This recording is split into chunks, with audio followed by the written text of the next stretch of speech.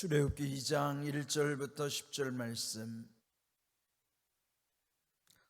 마음을 집중하시고 함께 읽어보시겠습니다.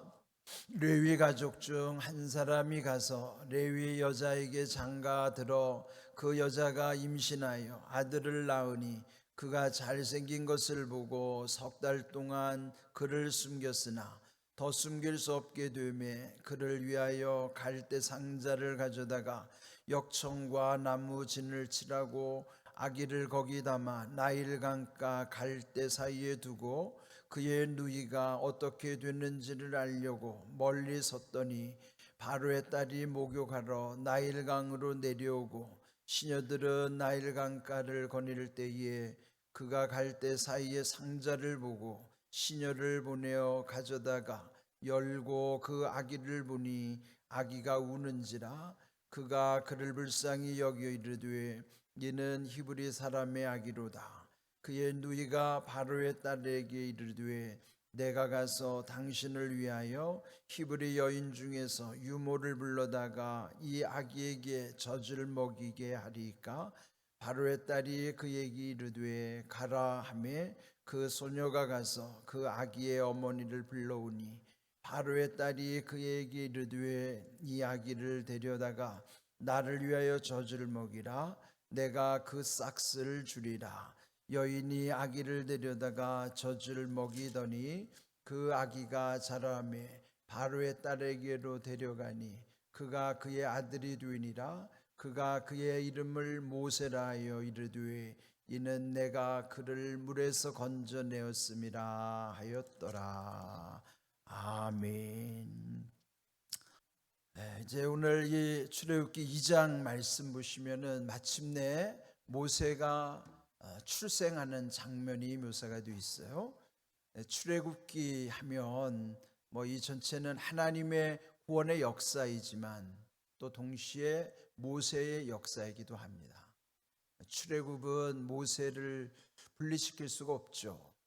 모세를 통해서 하나님께서 그 출애굽의 역사를 이루시기 때문인 것이죠.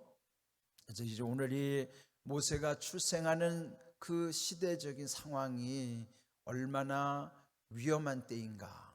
이제 우리 앞에서 당시 파라오가 그 자기들 그 동족의 위기를 느껴서 그 히브리인들의 그 출산 억제 정책을 펼치게 되잖아요.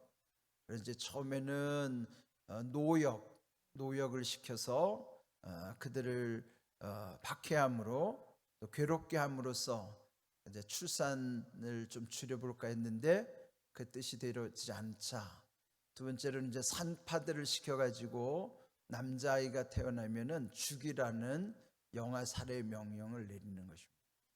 그도 이제 실패하자 이제 세 번째로 펼친 정책이 남자아이를 낳으면 무조건 나일강에 버리게 하는 것입니다.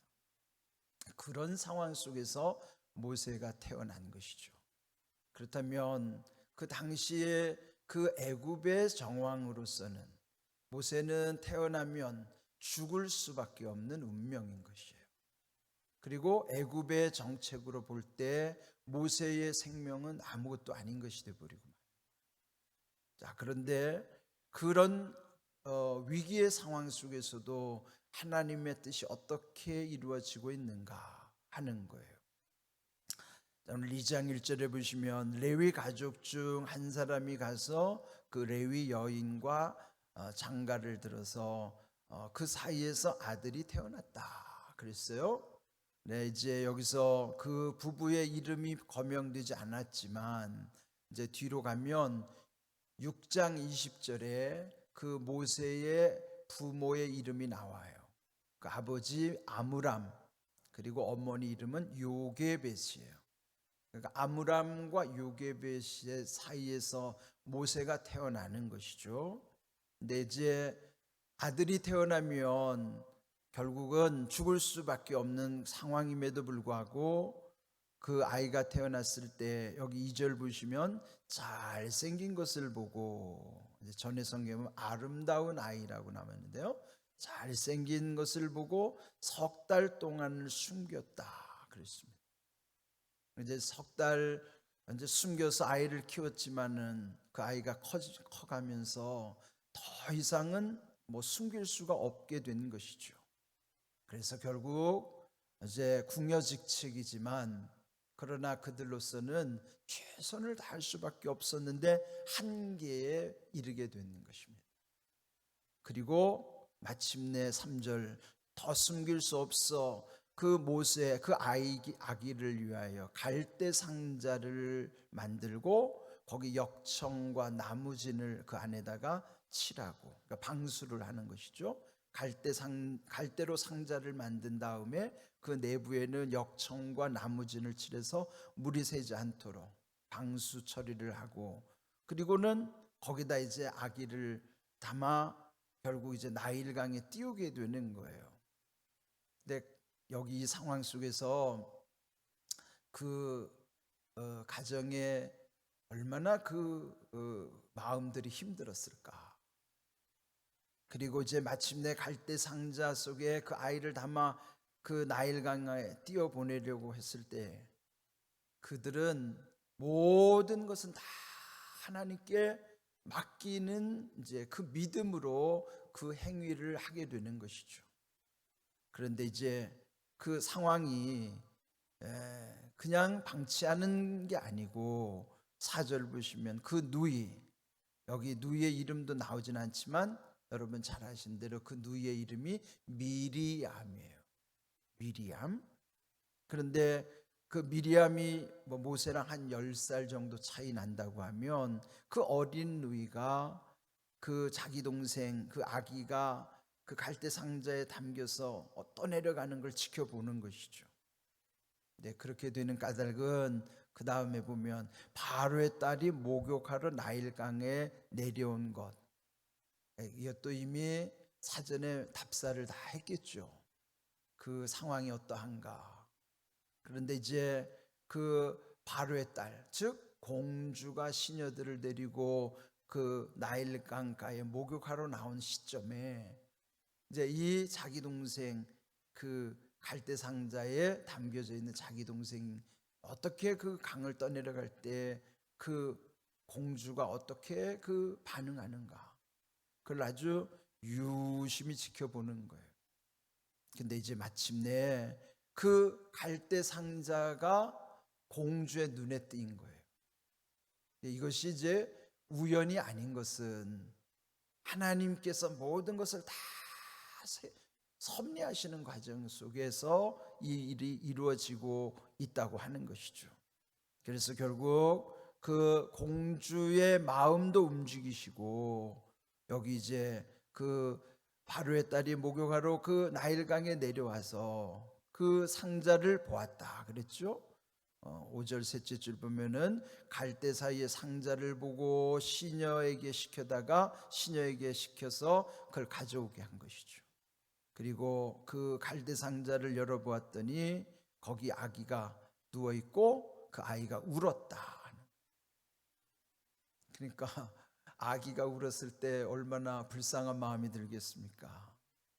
그래서 그를 불쌍히 여겼는데 그가 히브리 사람의 아기라는 것도 알게 되는 거예요.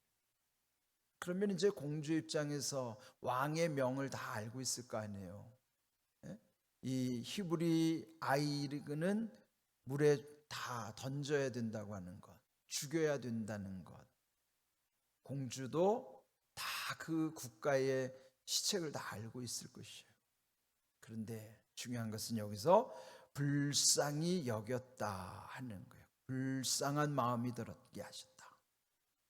그 마음도 하나님이 주장하시는 거예요. 그래서 결국은 이제 그 아이를 품게 하시는 거죠.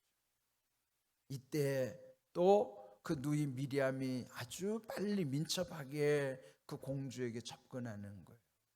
그리고 또 7절 누이가 그 바로의 딸에게 말하기를 내가 가서 당신을 위하여 히브리 여인 중에서 유모를 불러다가 이 아이의 젖을 먹이게 하리까?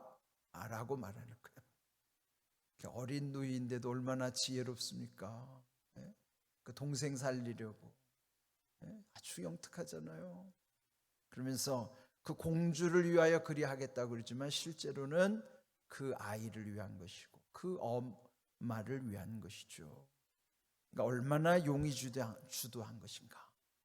그리고 아까도 말씀드린 것처럼 그렇게 아이를 갈대 상자에 담아 이제 그 강에 떠내려 보내기까지는 그 엄마가 얼마나 하나님 앞에 기도했겠습니까?